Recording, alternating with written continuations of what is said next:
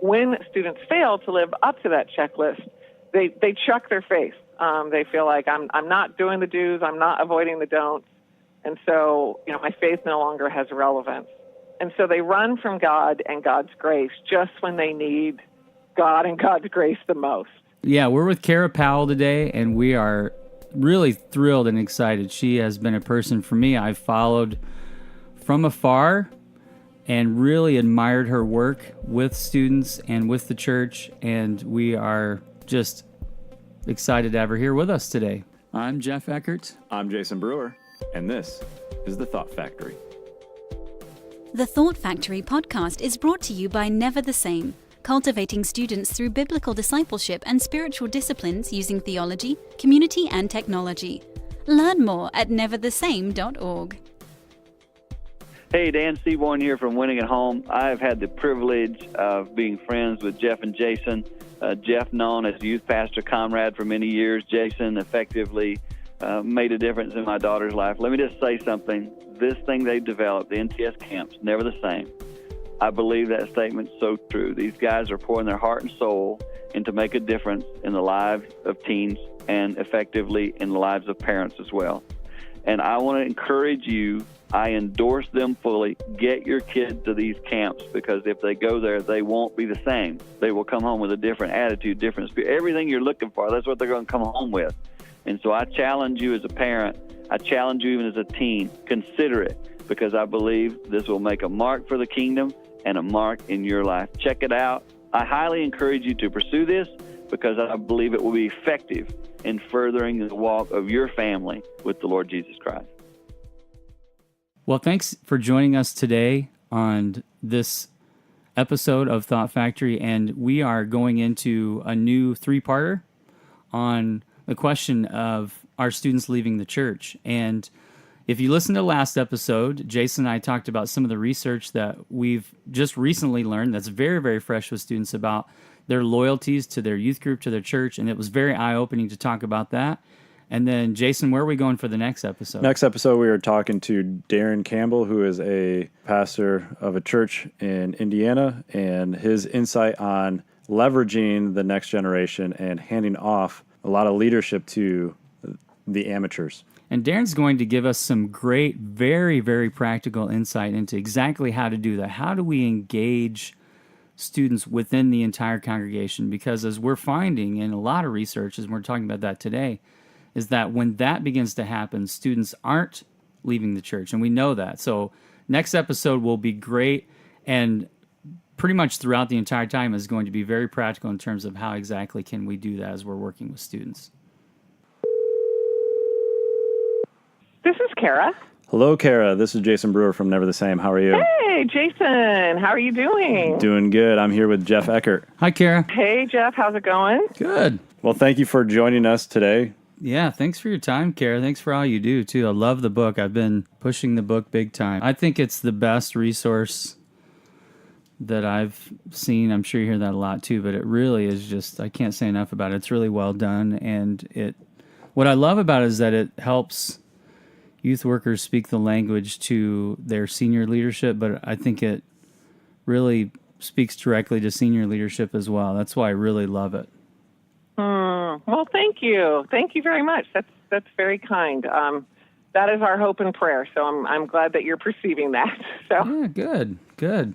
And I have read it as well, just so. Okay, good, awesome. And I thought it was very enlightening, and it's for us coming from former youth pastors, and we're a national youth ministry, but we're not in the church as much as what we were. It's kind of unfortunate for me to go, oh man, I wish I had known some of this stuff even 5 years ago. I mean, you still sense it, but Sure. How do you put words and language and arms and feet to it? That's what we're trying to do with this podcast and this interview is give youth leaders very practical takeaways. Love it. And I assume that since this isn't live, that if I say something and totally bungle it, that I can start over, that there's the ability to do some editing. Oh, we're on the air right now. No, I'm just kidding. You are totally right about that. We are. Oh, okay. I'm like, what? Yeah, she was super quiet. That's good. That was a good one. All right, we're with Kara. Totally. Yeah, we're with Kara Powell today, and we are really thrilled and excited. She has been a person for me I've followed from afar and really admired her work with students and with the church, and we are just excited to have her here with us today. Right, Jason? I'm so excited to have Kara Powell. And so I want to start off our interview with the question that is just resonating in probably everybody's minds in the audience is, how did you get the job at Holy Cross as the assistant coach of the women's basketball team? Well, that's funny you asked because I didn't know I had that job. I am tall. I'm 6 foot tall, but I know I'm actually not a basketball coach. Jason, what are you talking about? The Kara Powell, the assistant basketball coach of the women's basketball team at Holy Cross, is Kara Powell. Do a random Kara Powell search? And that's the only way I know how to research any interviewee. Oh, wow. This is embarrassing. You are really thorough. You vet well. This is impressive. Knowing that you're at least 6 foot tall, I just assumed that you were a basketball coach. You know more about Kara Powell than Kara Powell knows about Kara Powell. Right. She doesn't even know that she's received the job yet. No, the Kara Powell we're talking about, Jason, is from the Fuller Youth Institute. Okay, so let me write that down. FYI, just so you know. That's a good. And so, Kara, talk to us a little bit. Forget everything that Jason just said, and let's talk about what you've been doing in previous years to lead up to what we're going to talk about today. And tell us a little bit about Sticky Faith. Yeah, I would love to. So I'm a faculty member at Fuller Seminary, but really my main job is I get to work with the amazing team at the Fuller Youth Institute. And we at the Fuller Youth Institute, we believe in young people and we believe in the church, and we want to help identify the toughest questions of parents and leaders and then develop research-based, proven answers to those questions so that young people will develop a faith that lasts and that grows with them. So really, in a nutshell, we turn research into resources that equip young people with the faith they need. And one of our first projects emerged because we were hearing data about how 1 in 2 youth group graduates from great churches, like represented by your listeners, 1 in 2 youth group graduates drift from God and the church after they graduate from high school. And as a mom and a leader and a follower of Jesus, I'm not satisfied with that. Our team isn't satisfied with that. I'm guessing your listeners are not satisfied with that. And so we studied over 500 youth group graduates to try to figure out what helps them have faith that lasts, or what we call sticky faith. And so that was multiple years of research, and we developed mini books for leaders, for parents, curriculum, et cetera. But then as we were praying about our research project after that, I was sitting on a blue couch in my living room, and I was just kind of journaling, God, what do you have next for us? And I felt like the Spirit said, not audibly, but I felt as I was journaling, what I wrote was, you studied amazing young people. Now it's time to study amazing churches. So that led us, moving from studying young people and their families from sticky faith, that now we study entire churches. Well, we are currently in a series on the topic of, are students leaving the church? Just asking that question for our listeners, the youth leaders, the youth pastors, parents even. And you mentioned 1 in 2 leave the faith. And so we hear that young people are leaving the church and Christianity just significantly. And so what have you learned from your research that would make the difference? In terms of young people leaving the faith in particular? Yeah. Yeah. Well, I'll tell you, our research on sticky faith, it sure has changed my view of faith and my view of parenting, my view of the church. And so, just a couple highlights of what we've learned is that a lot of young people view the gospel as a list of do's and don'ts, what Dallas Willard would call the gospel of sin management. Yeah. And so, they think it's kind of this behavioral checklist. And when they do all the right things and avoid all the wrong things, then somehow God loves them more, likes them more, and they can feel better about themselves. Well, there's a lot of problems with that version of faith, but one of which is when students fail to live up to that checklist, and note I said when, not if, when students fail to live up to that checklist, they chuck their faith. They feel like I'm not doing the do's, I'm not avoiding the don'ts, and so my faith no longer has relevance. And so they run from God and God's grace just when they need God and God's grace the most. And so really one of our major tent poles with Sticky Faith is we have to reclaim what faith really is, that it's not a behavioral checklist, but it really is a grace-filled relationship with the Emmanuel God who, just like in the parable of the prodigal son, who's waiting and runs toward us as we turn and make our way back to God. Key to Sticky Faith is really reframing faith and reorient it around grace, not works and behaviors. One of the things that is incredible about who you are and your work individually and with Fuller is your focus on students and young people. And that's something obviously here at Never the Same that we feel exactly the same way. Tell us about why you feel like you're personally passionate about that area, and why do you think it matters to do the work that we're talking about here to do with students? It's a divine calling. I drive by a middle school, I drive by a high school, I drive by a college, and I just want to stop and talk to the students. I can't help but, keep glancing at them as I'm driving by, wondering how they're doing, what they're talking about, how their relationships are. When I sit in an airplane, and I usually get a window seat because I like to sleep leaning against the side of the plane, and when I look out a window and when I see buildings, I think about the young people who are in those buildings. So, really at my core, I'm just, that's who I'm burdened for. That's who I cry over. That's who I pray for, is young people. And, I have a bias that the best way to change any country, including the United States, the best way to change any country is through the church. And I have another bias that the best way to change the church and to help the church reach its potential is for young people to be a catalyst of even more exciting ministry and evangelism and discipleship. So, I just personally have this burden for young people, and then I also feel like young people often are the tip of the arrow for the change that God wants to bring in and through the church. Absolutely love that answer. Thank Slam you so dunk. much. Yes, that's incredible. That was a basketball reference because she's a basketball coach. Oh, good. Thank you, Jason. There we go. Yes, exactly. In my other life as a basketball coach. Yes, nice. Well, Growing Young describes these 6 core commitments that the churches that you've studied, they hold common. Would you take a few minutes and kind of go through those 6 core commitments as well as maybe start to unpack them? So as I mentioned, as I was sitting on my blue couch, I felt led to study amazing churches. And so we got a grant from the Lilly Endowment that allowed us to study over 250 diverse churches nationwide. And the typical church in the U.S. is shrinking or aging.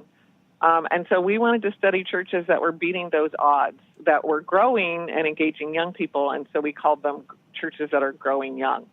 And so we spent over 10,000 hours, collected 10,000 pages of data, did over 1,000 interviews, did site visits at churches, again, diverse churches all across the U.S., to try to figure out, what do these 250 churches have in common? And we were able to identify the 6 core commitments that seem to help them be so effective with young people.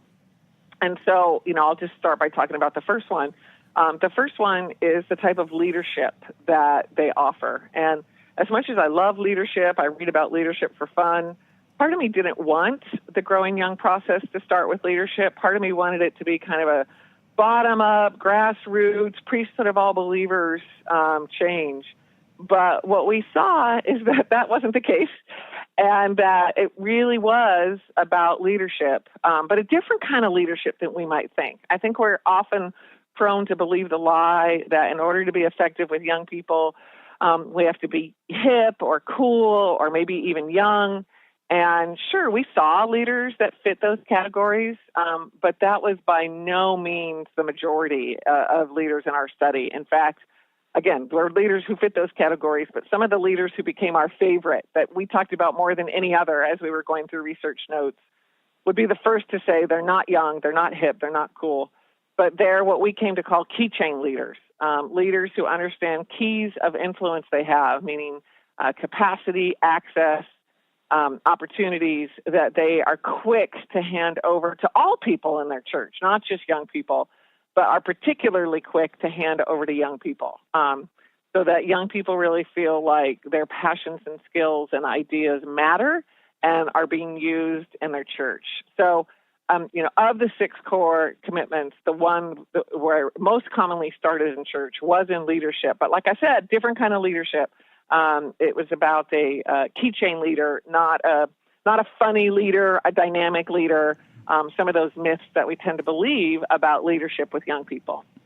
And then you go on, and we're talking about the book Growing Young, which again we want to emphasize that if you're listening to this, you need to pick up this book. It is, in my opinion, the best resource out there when we're talking about engaging not just students and youth workers, but the entire congregation in the process of really understanding who students are and engaging them right away. And the term keychain leadership, just in itself, it's a great soundbite phrase to use because it does, I feel like, describe well what you're talking about. Talk about emphasizing with today's young people, because you go on. That's one of the other commitments. Yeah, and that was the second one. So it started with keychain leadership, and then we quickly saw how important it was for church to empathize with young people, to really journey with young people. And the churches that we studied were effective with 15 to 29-year-olds. So that was the age group that we looked at. And, young people, both teenagers and young adults, they're so often judged in our culture and, quite honestly, in our churches today. We make jokes about them. We criticize them as being entitled. And, there's perhaps some truth there. But what these churches did is they really understood that this generation is different than previous generations. Even in their time frame, this generation, especially young adults, census data is showing they are getting married 5 years later, they're having babies 5 years later, they're becoming financially independent 5 years later. There's just some really significant shifts in the time frame of some of the typical markers that we've come to think of as being corners that young people turn when they become adults. Those are happening later these days. And what churches that are effective with young people do is they don't judge young people because of that, but instead they're very quick to journey with young people, to talk with them about how they're feeling about some of the perhaps delays in things that they thought would come quicker to them in terms of job and financial stability, et cetera, and are recognizing that it's just so important to journey with young people. Then you get into taking Jesus' message seriously. And you get into moralistic therapeutic deism, and I think it'd be good to have you define for us, if they're not familiar with what that means, what that's about, as well as I'm interested in hearing you talk about evangelism as well. Yeah, I'd be happy to. So this was encouraging, is that the third core commitment was that these churches were not theologically wimpy. Like, they were very passionate about Jesus' message.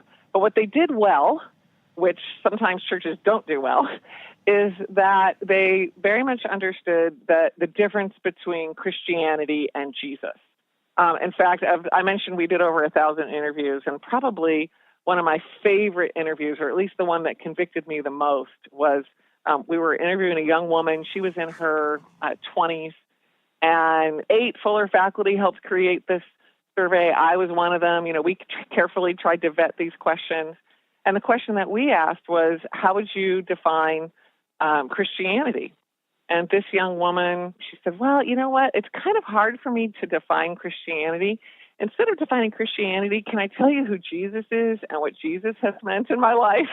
I mean, that was this young woman's drop the mic moment. We were like, yeah, I guess you could talk about Jesus, if you want. It's kind of a classic example of how young people, they're riveted to Jesus. Christianity can sometimes be awkward or confusing, but Jesus, the real teachings of Jesus, the real life, death, and resurrection of Jesus, I mean, that is compelling.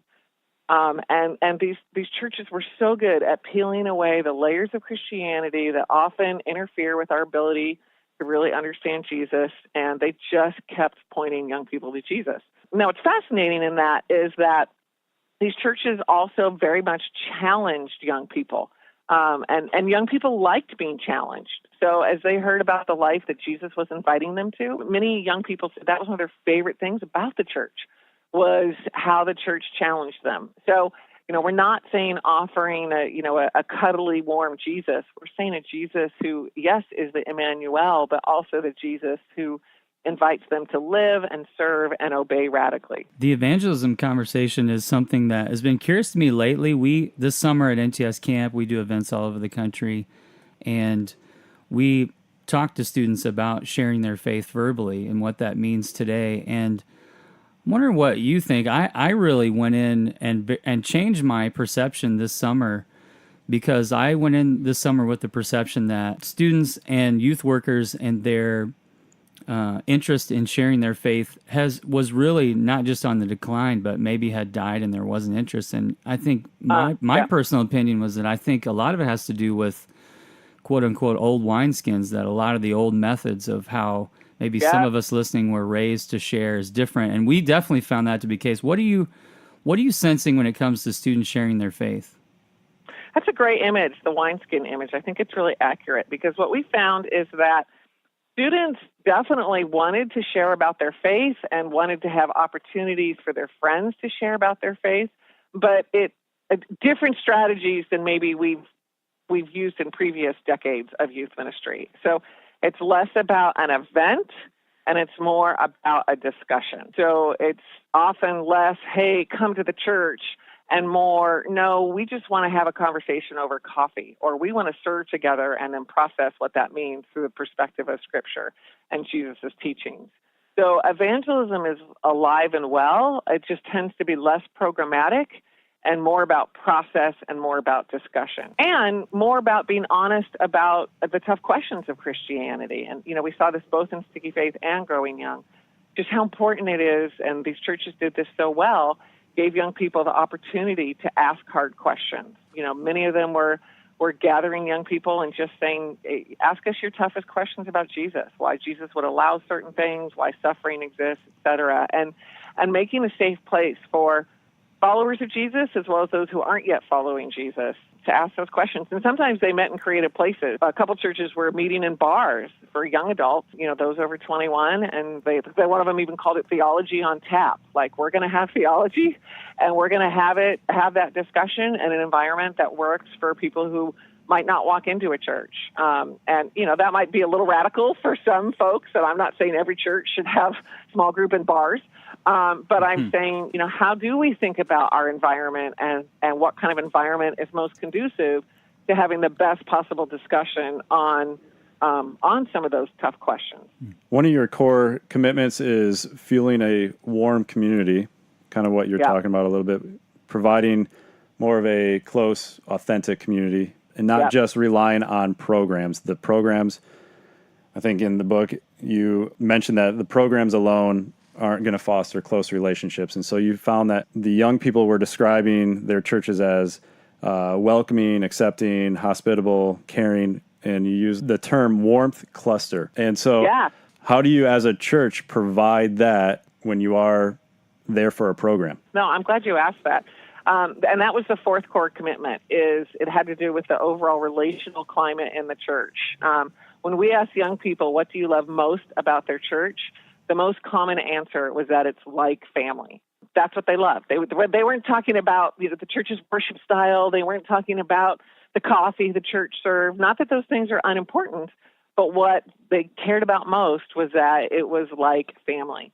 As we coded for words, we actually came up with, as you said, a warmth cluster, as young people would describe their church as hospitable, welcoming, friendly, I can be myself, authentic, etc. And so out of that research, we developed a new phrase, which is that warm is the new cool. And, a lot of times we're trying to figure out maybe how to be cool to young people, and cool programs aren't what necessarily are the best magnets for young people. The best magnets for young people is a warm relationship. So we saw that in spades when we visited a church in Pennsylvania, one of the churches Growing Young. And before we went, we conducted interviews, and we kept hearing people at the church talk about how much they loved this man who we'll call Bill, and how Bill was so friendly, and how Bill would show up at their games and take them out to coffee at work, et cetera, and that Bill was one of their favorite things about their church. So we thought, oh my gosh, we've got to meet Bill. Well, we show up at the church, and it turns out Bill is in his 70s, And Bill is someone who, when he was a young person, nobody was showing up at his games. Nobody was taking him out to coffee. And so he's made it his vow that that's not going to happen at their church in Pennsylvania. And so not only is he showing up at games and at workplaces, he's recruiting other adults, often senior adults, to do so. And so, we love the idea of Bill. And Bill would be the first person to say, look, I'm not particularly cool, but he's warm. And that is what young people were flocking to. One of my favorite volunteer recruits of all time as a youth pastor was a guy named Tom Reddington. He was 78 years old at the time. He was a World War II pilot. And he said, I want to serve. And he said, give me the toughest group you got. And I said, freshman guys, there you go. But they just absolutely loved him.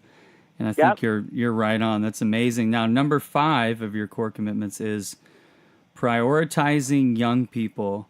And you talk about how churches that grow young are willing to make young people a priority, not just in their words, but in daily reality. And we've talked about this on this podcast before, but give us some examples. I think it's so powerful. And if churches out there listening to this, it's a lot of youth workers, but as they're trying to relay this or engage their senior leadership at a church in the concept of growing young, this one seems to be really key. So talk about what it means to prioritize young people.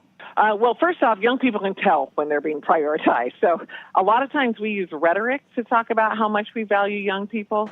But if that doesn't translate into reality, young people can tell that they're not really that important. And what was interesting is, some of the churches, the young people could pinpoint, like, it was at that prayer meeting that everything changed. That's how clear it became to them, that they could identify, like, those liminal moments where all of a sudden their church started treating them differently. And these churches, they had all different size budgets, all different size churches. Some of these churches were under 200 to over 10,000. Some of them were under 5 years old. Some of them were over 100 years old. But in the midst of whatever size budget they had, they disproportionately prioritized young people. So they gave young people a greater slice of the pie of the time, energy, resources, and just overall thought a church might have. So, one of the things that I'm telling my own church in Pasadena out of this research is I would just love if one of the top 5 questions that we asked ourselves as we were getting ready for Advent, as we were thinking about small groups, as we were thinking about summer short-term missions, whatever it is, one of the top 5 questions is, how does this relate to what God is doing in and through our young people? That our young people are just constantly on our minds. And it doesn't even have to be the number 1 question, but just somewhere in the top 5. Earlier I mentioned that these churches gave young people a disproportionate piece of the pie. And what was fascinating is that, as young people got a bigger piece of the pie, I went into the research assuming, well, then somebody's going to get a smaller piece of the pie. That just makes sense, right? If you give one area, say young people, more energy, thought, resources, time, et cetera, then somebody's going to get less. Women's ministry, a senior adult ministry, whatever. But that's not what we found. We found that when young people got a bigger slice of the pie, pastor after pastor, leader after leader told us that it was like the whole pie grew. Everybody benefited. Nobody got shortchanged because prioritizing young people brings new energy, vitality, excitement that the whole church benefited from. And the final core commitment that you have in the book is be the best neighbor, right? Yeah. And that's the dance between scriptural commands for holiness and as well as loving our neighbors well. And could you speak into that, and especially for young people going, they might compromise on the scriptural commands in order to love their neighbors well, to accept them, to show that they love them. And so can you kind of discuss that topic of how to do that? Yeah, I'd be happy to. You're right. That was our 6th core commitment. And what we found is that we thought the churches that are growing young were doing a good job neighboring well and being engaged in their community. And while that was true, when we went and talked to the young people at these churches and asked, what do you wish was different? Even though we thought they were doing a good job, the young people said, we want to be even more engaged. Whether it was, involved in local ministry with people who are homeless, to more global ministry related to sex trafficking, immigration questions, refugee questions, whatever it might be, young people just wanted to be even more engaged than their already amazing churches were. And, as to your question, in the midst of neighbor, they understood Jesus's posture toward neighbor, which Jesus radically redefined who our neighbor is in the parable of the Good Samaritan, that everybody is our neighbor. And Jesus did not take a condemnatory stand toward people who were outside of the church for the most part. He met them with love and acceptance and grace. And so that was the posture of these churches. How do we truly love our neighborhood? How do we reflect our neighborhood in our upfront leadership, in the programs that we offer? How do we listen to our neighbors to make sure that, we're really doing and serving in ways that our community needs? So those were some of the ways that churches were engaged in culture and neighboring well. We've been talking about the book Growing Young with Kara Powell. Again, hit pause right now if you have to. Go online, pick this book up, go to a bookstore. It's worth it. It's incredible. So, Kara, thank you. Yeah, let's imagine you're in a room with 10,000 senior pastors. Uh-huh. What would you say to them on behalf of youth ministry and students and what they can do to be a church that's growing young? I think sometimes we don't know what to do with the energy of young people. And so we might view young people as perhaps our church's greatest problem. And I don't think young people are our church's greatest problem. I think young people are a church's greatest solution. That the energy, creativity, passion, innovation of young people, what we saw in these churches is it unleashed these churches to step into new arenas that, again, benefited all generations. So, what I would say is think about these 6 core commitments, and we have a Growing Young assessment tool to help any senior leader, any youth pastor, any church figure out how they're doing in these 6 core commitments and how they can be doing even better. Because we realize that, it's hard for me to change 6 things in my life, let alone for a church to change 6 things. That's a lot of things to change. And so if folks want to go to churchesgrowingyoung.com, that's our website where they can find out more about our assessment. And in 5-10 minutes as individuals, or they can have their whole church take it, they can get a pulse on how are they doing in these 6, where are they excelling, where are they struggling, and then we also give some suggested next steps based on how a church scores. So that's what I would encourage a senior leader to do, is check out the website and figure out how they can move forward. One final question that we have is the practical step for a youth leader, a church leader, pastor, youth pastor. What can they take as that next step to help their church grow young? Well, in addition to checking out our website, churchesgrowingyoung.com, and looking into the assessment, what I said was that, for most churches, it started with keychain leadership. And so I would say, I would invite any leader to look around and figure out how are we doing at handing keys over to young people, and who are young people who are ready for a next key that can help them and help our whole church make even more progress. So I would say, for leaders to think about what are the keys of power and access they can offer to young people to help young people take a step forward in really loving the church, serving the church, and being part of not just the church's present, but the church's future also. Just one additional question, just for fun. Yeah. What are you working on for the future? Yeah, great question.